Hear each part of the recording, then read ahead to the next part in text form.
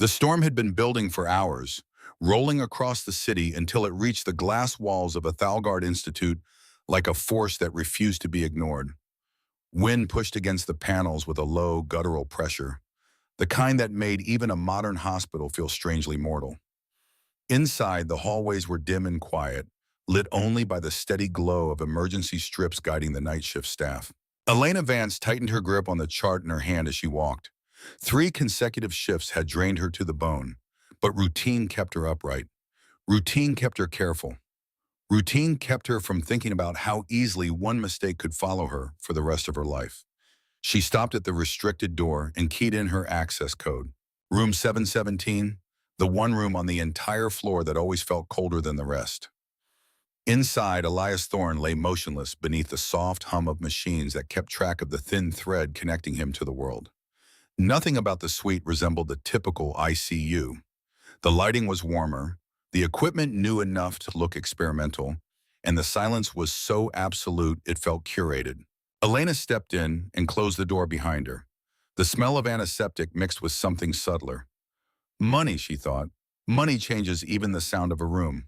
She spoke softly out of habit. "Evening, Mr. Thorne. Let's see how you're doing." She checked the ventilator pressures, then the IV lines, moving with the efficiency of someone who had learned to stay steady even on no sleep. The monitors showed the same quiet patterns they always did. Elias, billionaire innovator, the man whose company funded half the institute, might as well have been a marble statue for all the response she got. She replaced his half-empty IV bag with a new one.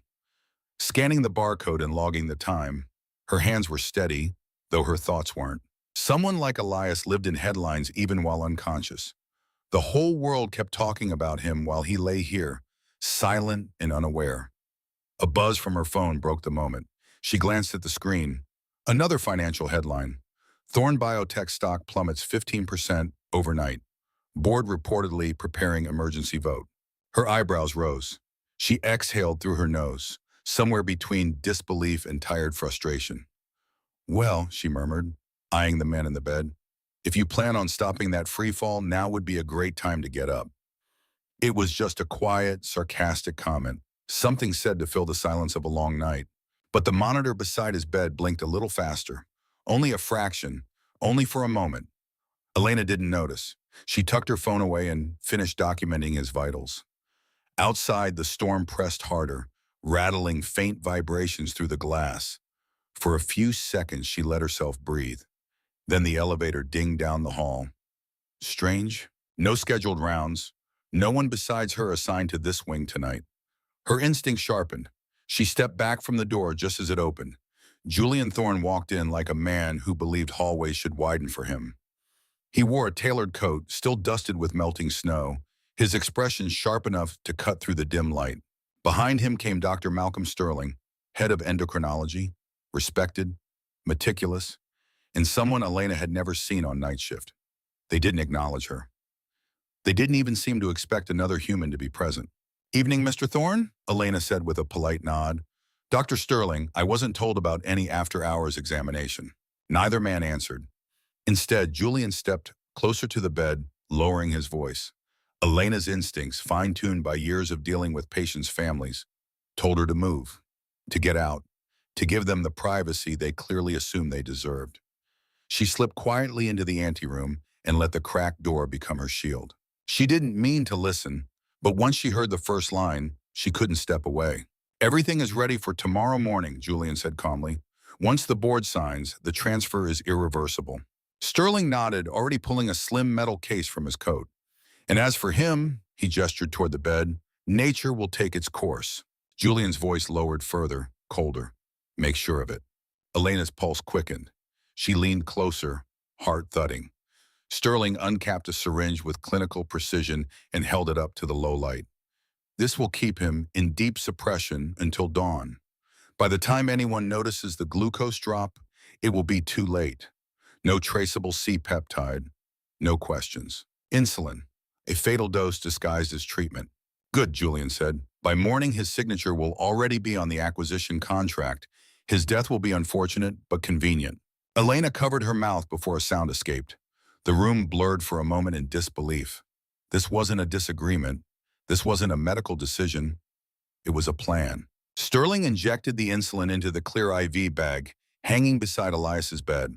Smooth, practiced, horrifyingly casual. When they left, Elena didn't move for several seconds. Her mind tried to rationalize, to explain, to find any interpretation besides the obvious one. There wasn't any. She stepped back into the main room and stared at the IV bag Sterling had touched. It rocked slightly from his movement, catching the dim light. God, she whispered.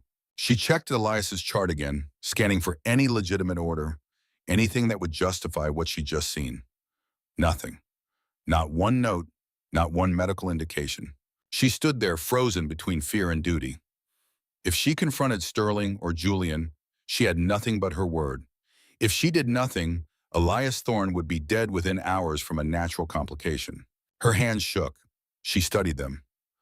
Outside, thunder cracked hard enough to set the lights trembling. Inside, the monitors kept their cold, steady rhythm. She had to think. She had to. The entire wing flickered once, twice. Then darkness swallowed everything. The ventilator clicked off. Alarms wailed in the distance. The storm had taken out the grid. A heartbeat later, emergency generators hummed to life, but weaker, lower, throwing the room into a patchwork of dim gold and shadow. Elena's breath hitched. She hurried back to Elias's bedside, checking lines, reattaching sensors that had reset. His glucose levels were falling faster now. She felt panic claw at her throat. She turned him gently to adjust his airway. Her fatigue swarmed her all at once. Her hands felt heavier. Her shoulders ached. She leaned over his chest for balance, and something inside her simply gave out. Her cheek touched the fabric of his hospital gown. Her breath warmed the edge of his collarbone. It was only meant to be a second, just long enough to gather strength. But exhaustion pulled her under like a tide. The storm raged. The emergency lights flickered. And Elena, a nurse who had spent years holding herself upright through every difficulty, fell asleep on top of a dying billionaire. She didn't see it happen. She didn't see the line on the monitor spike. She didn't hear the first ragged inhale crack through Elias Thorne's chest. But he heard everything. Her voice from earlier, "If you plan on fixing your empire, now would be a great time to wake up." The muffled conversation. Fatal drop. Peptide. Tomorrow morning. The storm, the darkness, the closing in of a world built on betrayal. His fingers twitched, his lungs strained, his jaw tightened with the will of a man who had built an empire on refusing to die when others expected him to. His hand rose, slow, weak, but deliberate. It closed around Elena's wrist. Her eyes opened immediately. For a moment, she didn't understand what she was seeing. Then he opened his. Elias Thorne, silent for months, focused on her with terrifying clarity. His voice, when it came, was rough but unmistakably controlled. "Miss Vance," he rasped, "according to the news you read, I have 4 hours before everything I own is stolen." Her breath caught. He kept speaking. "Pick up your phone, turn on the recorder." He tightened his grip, weak in strength, unyielding in intent. "I'm offering you $50 million for your loyalty tonight." Elena shook her head, barely able to speak. "Mr. Thorne, you need," he whispered, his gaze sharp as glass. "You can scream, and they will call you the nurse who murdered me." The monitors beeped steadily. The storm hammered the windows, and Elena realized the truth. The man in the bed wasn't just awake. He was awake with purpose, and she was now part of it, whether she wanted to be or not. For several seconds after Elias finished speaking, the room felt too small for the storm outside. Elena stared at him, her pulse loud in her ears. She had witnessed countless emergencies in her career, but nothing compared to the severity wrapped in this man's rasped command. This wasn't confusion or delirium. This wasn't a patient waking up disoriented. This was a man waking up to save his life with the last strength he had. "Elena," he said again, quieter. "The phone." His voice wasn't pleading. It was strategic, calculating, as if every word he forced through his failing body carried weight. Her hand shook as she reached into her pocket.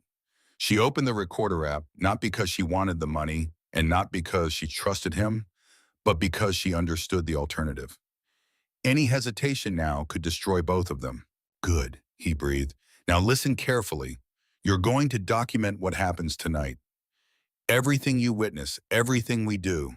That recording becomes proof if I don't make it to morning." "You need a doctor," she whispered.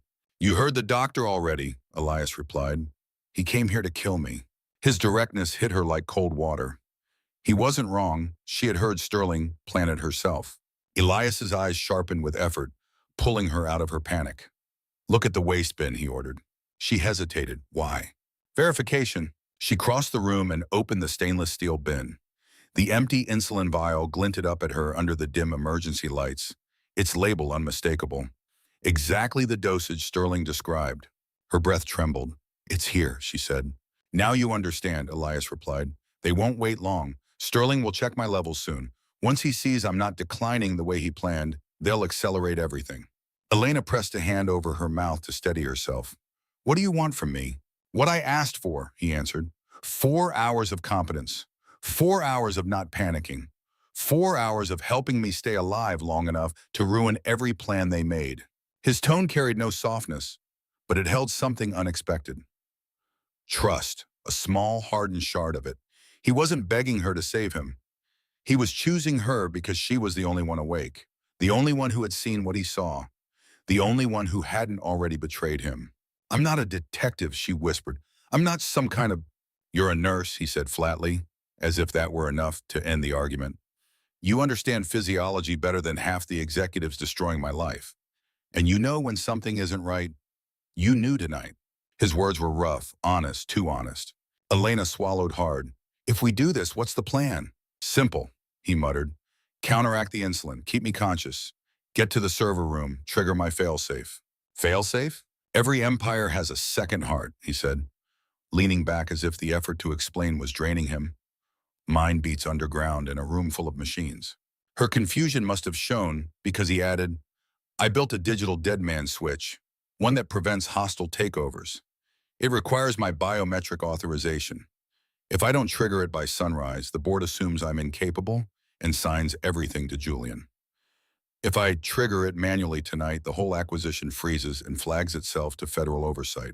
So you want me to help you get to the basement? Yes. You can't even stand.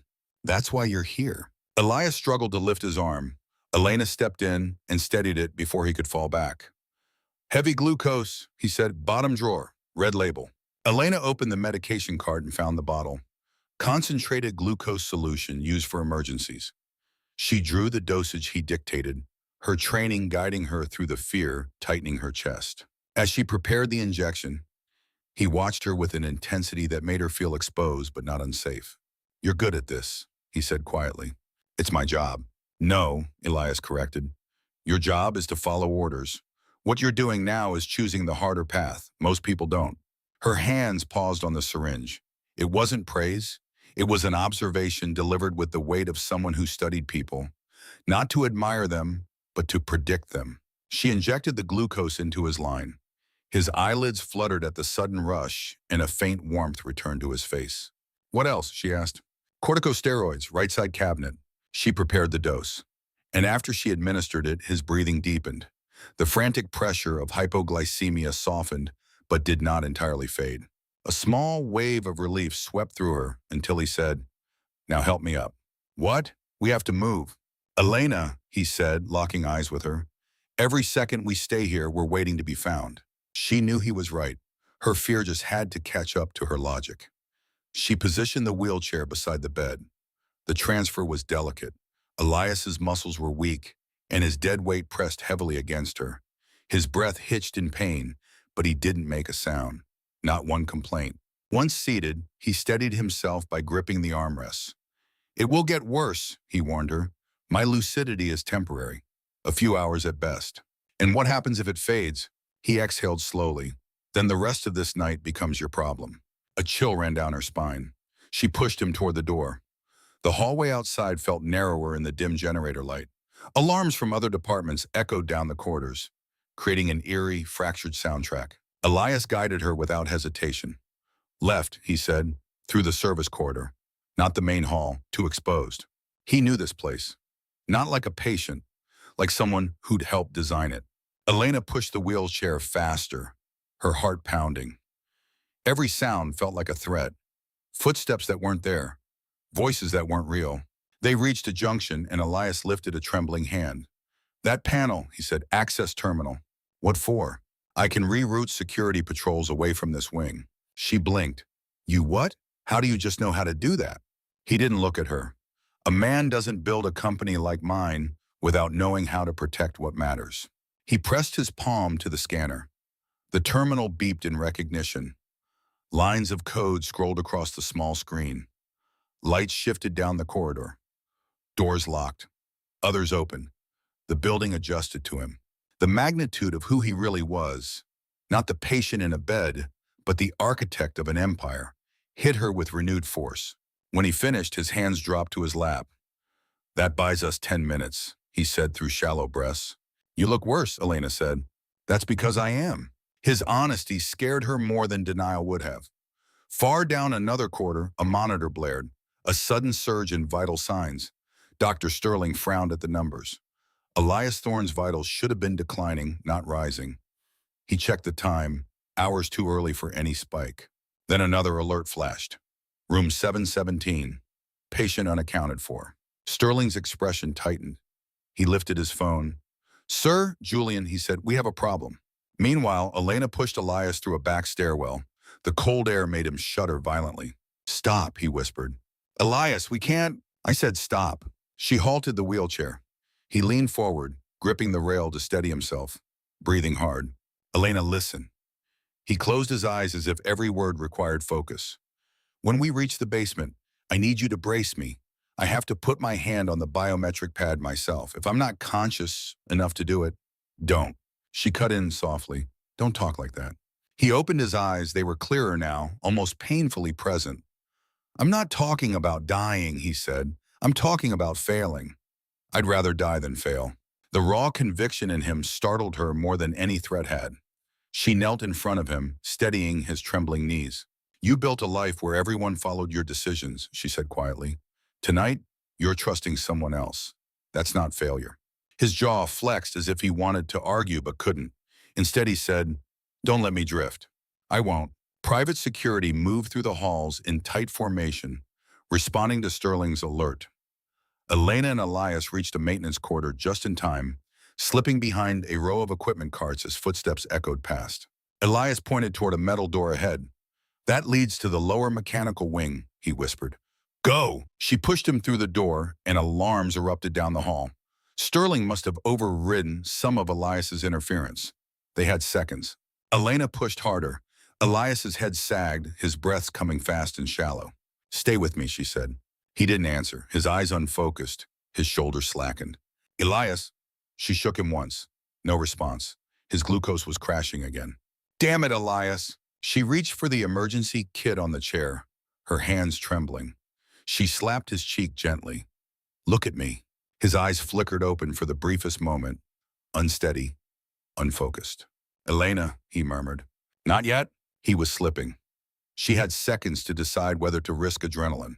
If she didn't, he would fall back into a coma, and everything would collapse with him. She drew the vial. This is gonna hurt. He exhaled a sound that almost resembled a laugh. Pain means I'm alive. She injected the adrenaline. Elias's body jolted, his breath surged. His eyes snapped open wide, bright with renewed, unnatural clarity. His fingers curled around the armrests, knuckles white. For a second, he looked like a man reborn through force alone. Good, he rasped. Move. The morgue sat behind two insulated doors, windowless and quiet, a place the hospital didn't feel a need to watch. Elena pushed Elias inside. The cold air gripped her skin immediately. Why here, she asked. No cameras, he said, and Sterling won't search a room full of bodies unless he has to. Elena swallowed hard. She never liked this part of the hospital. Too many endings, too many families who never got to say what they needed. Elias gestured toward a workstation in the corner. Check the archived treatment files, he said. She pulled up his digital chart.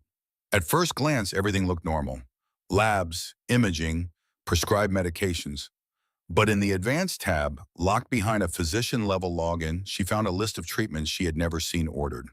Insulin dosages, sedatives, therapies used to keep a patient unaware. She clicked open the authorization page. Two signatures appeared, Sterling and another. Her blood froze. Elias, this signature? He already knew.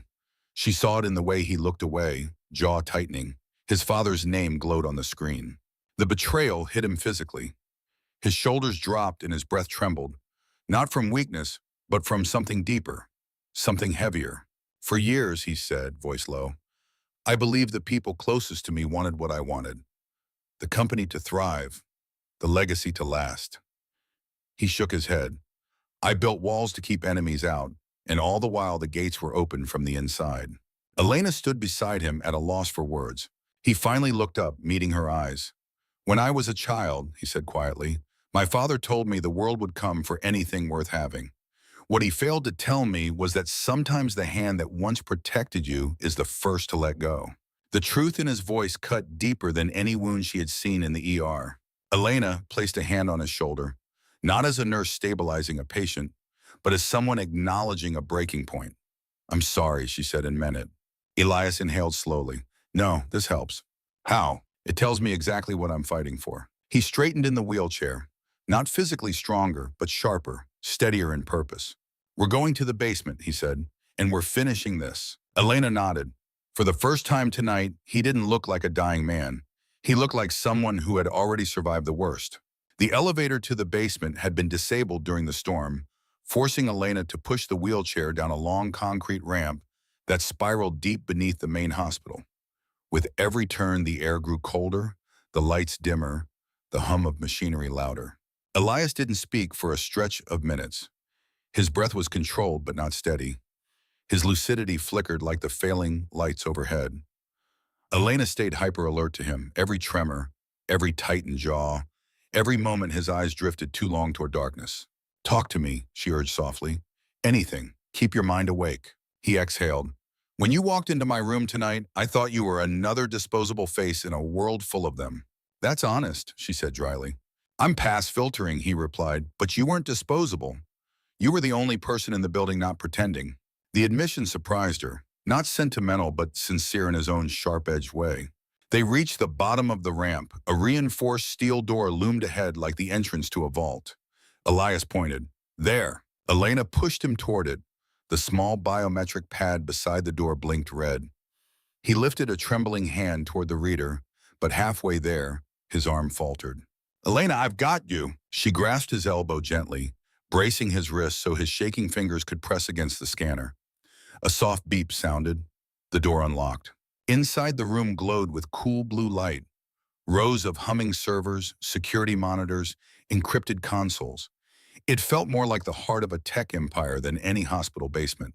This is your failsafe, she said. This is where every shadow in my company leads, Elias replied. Where Julian thinks he's untouchable. Where Sterling believes I'm powerless. He paused. Let's prove them wrong. Elena brought him to the main terminal. His hand hovered above the biometric console, just an inch too weak to land the touch. Elena, he said quietly, if I lose consciousness again, you run. You save the recording. You don't look back for me. No, she said immediately. Elena, shh, you didn't choose me because I'd run. You chose me because I wouldn't. He closed his eyes just once, as if absorbing the truth of that. Then he nodded. Help me finish. She guided his hand down to the glass plate. A soft chime echoed. A cascade of monitors illuminated with cascading data, legal blocks, encrypted triggers. Elias exhaled, relief and pain tangled together. But before he could speak, a voice cut through the room. Well, Julian said from the doorway, isn't this touching? Elena spun. Julian stood flanked by two armed private security officers. Sterling hovered behind him, pale and sweating. Elias didn't turn. He didn't need to. His voice sharpened like a blade. You're late, Julian. I'd say I'm just in time. Julian strolled forward, hands in pockets. You should have died quietly like the board expected. It would have been cleaner for everyone. Elena stepped in front of Elias instinctively. Julian laughed. Look at you, the night shift Florence Nightingale. Tell me, how much did he offer? Money, protection, a lifetime supply of moral superiority. Elena held her ground. I heard your entire plan. It's recorded. You'll never run from this. Sterling flinched at that. Julian didn't. Sound means nothing when the only witness dies in a tragic electrical fire, Julian said smoothly. Hospitals are full of those. He nodded at his guards. The men stepped forward and the lights flickered. A hum rose from the floor. A security panel behind Julian blinked from green to red. Then every steel door in the corridor slammed shut at once, sealing him inside the basement. Elias finally looked up. his eyes sharp with something like dark satisfaction. "You never understood," he rasped. "This building listens to me, not you." Julian's confidence wavered. "What did you do?" "I activated unfit guardian," Elias replied. "You're finished." Julian's composure cracked. "You can't prove anything." Elias lifted Elena's phone, already recording, and pressed play. The room filled with Julian's voice. "By morning, he'll be gone. Keep peptide vanishes in 24 hours. No one will ever know." Julian lunged toward the wheelchair, but one of his own guards grabbed him instead as their radios crackled with a new order. "Stand down," the voice said. "Law enforcement en route. CEO not incapacitated. Protective custody initiated." The guards froze, trapped between loyalties. And then law won. They released their weapons and stepped aside. Sterling backed into a corner, face gray. Julian struggled as the guards restrained him. "This isn't over," he shouted at Elias. "You're weak. You're dying. You think she'll save you?" Elena turned, expecting anger. But Elias only looked tired, not broken, not defeated, just tired of surviving in a world where every ally became an enemy. "You should have aimed higher, Julian," he said quietly. "If you wanted my throne, you should have learned what it cost me." Julian spit blood onto the floor from the scuffle. "And what's that?" Elias didn't blink. "Everything." Police sirens wailed faintly from above, growing louder. The guards lowered Julian to his knees. Sterling gave up entirely, sinking against a wall with his hands raised. The crisis was over. But Elias wasn't. His body sagged in the chair, eyelids heavy. The brief adrenaline surge had run its final course. Elena knelt beside him. "It's done," she whispered. His eyes softened on her. Not romantically, but with a deep, solemn recognition. "You kept your promise," he murmured. "You kept your life," she replied. "Not for long," he said, almost as if confessing, "but long enough." His vision blurred. He leaned back, breath weakening. "Elena," he said quietly, "this is where I fall. You walk from here." She shook her head fiercely. "No, I walk when you tell me you're safe." He gave a weary, barely there smile. "Then you may be here a while." His hands slipped from the console, his head tilted, and his consciousness drifted away. Not in fear, but in surrender. As if every fight in him had finally been spent on the only battle that mattered. Elena held his hand until emergency responders burst through the door. The morning sun spilled through tall windows of the Thorne private estate, bathing the room in soft gold. Elena entered quietly, carrying a leather-bound folder against her chest. She was no longer in scrubs, no badge around her neck. Her posture was straighter, her expression composed, not hardened, but strengthened. "Good morning," she said gently, though only the machines answered. Elias lay on the bed, his hair longer, his face calmer. The coma held him in a suspended stillness, but something in him felt more present than a year ago, as if part of him remained listening. Elena took the chair beside him, clearing her throat and opening her folder. "Quarterly reports," she said lightly. "They're solid, revenue steady, assets protected, and the foundation you started. They love the new robotics program." She paused, smiling to herself. "Julian's sentencing was finalized. 15 years. Sterling got 12. Your father hasn't shown his face since the indictment. Guess you were right. Betrayal looks quieter when the lights are on." Silence filled the room, but it wasn't empty. Elena reached for his hand. "You won, Elias, even if you don't wake up to see it." A soft beat punctuated the air. Another. Then something shifted beneath her fingers. The faintest movement, barely perceptible, but unmistakable. His index finger curled just slightly around hers. Elena's breath caught, tears rising before she could stop them. She didn't speak. She didn't call a nurse. She didn't break the fragile miracle with noise. She just held his hand, letting that tiny, deliberate movement say everything a man like Elias Thorne might take a lifetime to admit. Hope it didn't always arrive loudly. Sometimes it pressed back against your palm. Quiet, steady, alive. Thank you for staying with this story until the very end. If Elias and Elena's journey moved you, please like the video and subscribe to the channel. More powerful, breathtaking stories filled with emotion, mystery, and hope are waiting for you here every day. See you in the next chapter.